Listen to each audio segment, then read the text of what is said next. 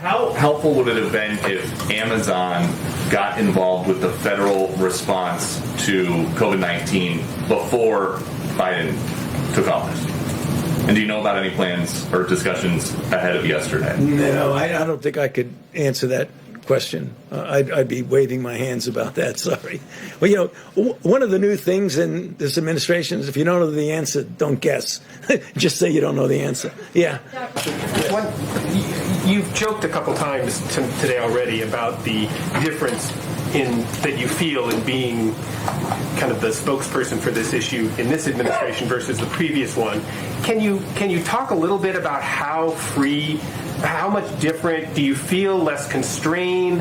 What is the, I mean, you for so many times you stood up behind the podium with Donald Trump standing behind you. That was a different feeling, I'm sure, than it is today. Can you talk a little bit about how you feel kind of released from what you had been doing for the last year? Yeah, but you said I was joking about it. I was very serious about it. I wasn't joking. No, actually, I mean, obviously, I don't want to be going back, over history, but it was very clear that there were things that were said, be it regarding things like hydroxychloroquine and other things like that, that really was uncomfortable because they were not based on scientific fact. I can tell you, I take no pleasure at all in being in a situation of contradicting the president. So it was really something that you didn't feel that you could actually say something and there wouldn't be any repercussions about it. The idea that you can get up here and talk about what you know, what the evidence, what the science is, and know that's it. Let the science speak.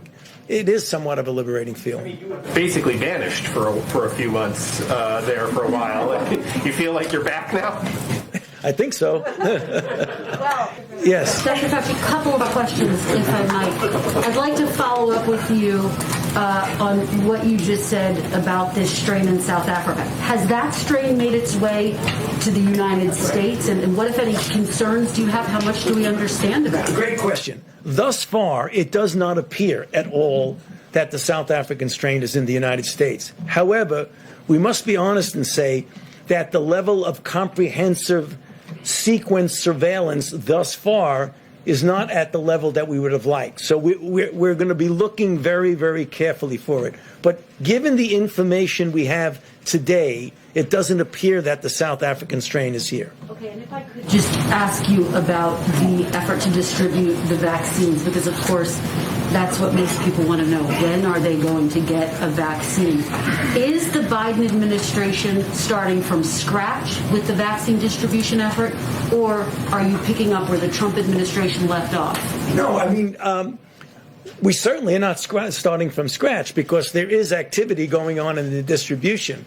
But if you look at the plan that the president has put forth about the things that he is going to do, namely get community vaccine centers up, get pharmacies more involved, where appropriate, get the Defense Production Act involved, not only perhaps with getting more vaccine, but even the things you need to get a good vaccine program. For example, needles and syringes that might be more useful in that.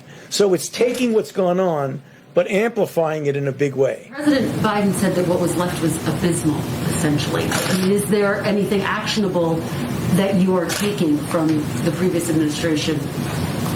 Well, is that delaying your efforts to get the vaccine? I mean, that's the question. No, I mean, we're coming in with fresh ideas, but also some ideas that were not bad ideas with the previous administration. You can't say it was absolutely not usable at all. So we are continuing, but you're going to see a real ramping up of it. One more final question. You had said that most people will be vaccinated by the middle of 2021. Is that still your expectation?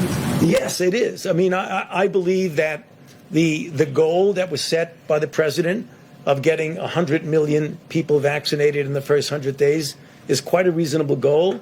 And when you get to the point, and one of the things that I think is something we need to pay attention to, and I, quite frankly, have been spending a considerable amount of my own time, is outreaching, particularly to minority communities, to make sure that you get them to be vaccinated and you explain why it's so important for themselves, their family, and their community. If we get 70 to 85% of the country vaccinated, let's say by the end of the summer, middle of the summer, I believe by the time we get to the fall, we will be approaching a degree of normality. It's not going to be perfectly normal, but one that I think will take a lot of pressure off the American public.